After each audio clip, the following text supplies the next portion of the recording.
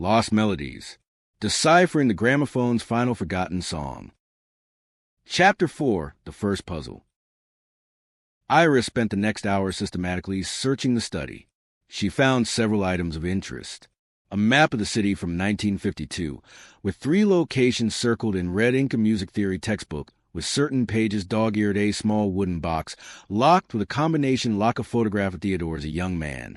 Standing with 3 other people in military uniforms, a sheet of music manuscript paper, with what appeared to be an original composition, but with several measures completely blacked out. She laid everything out on the desk and studied the pattern. Theodore had said the puzzles were connected to music. The record was from 1952, the same year as the date on the map. That couldn't be coincidental.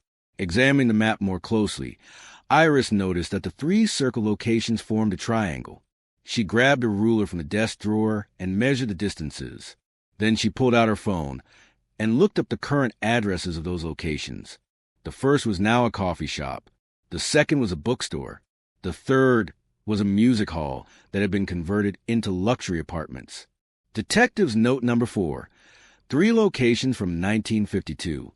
Why would these be important? What might they have in common? And how might they relate to the gramophone or the damaged record? Iris turned her attention to the locked wooden box. The combination lock required 4 numbers. She tried obvious combinations: 1952, Theodore's birth year, various sequences from the music manuscript, but nothing worked.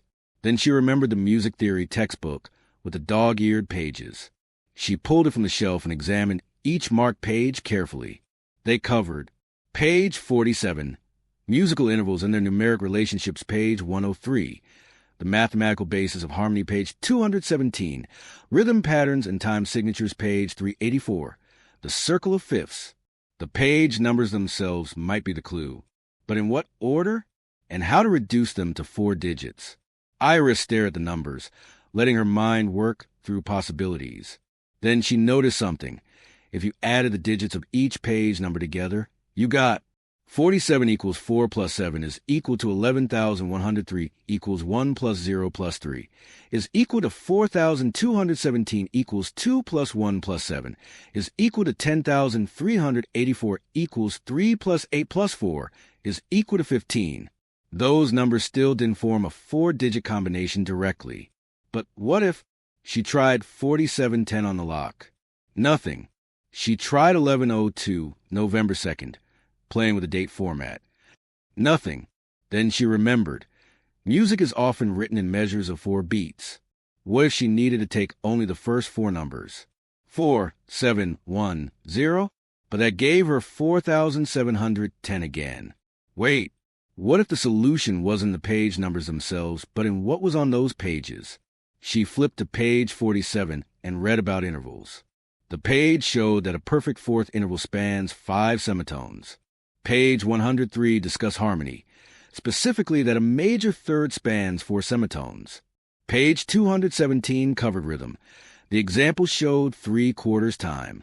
Page 384 showed the circle of fifths, which moves in intervals of 7 semitones. So, 5, 4, 3, 7. Iris tried 5437 on the combination lock. Click. The box opened. Detective's note number 5. How did you approach this puzzle? Different problem-solving methods are valid. The important thing is to look for patterns and connections between elements.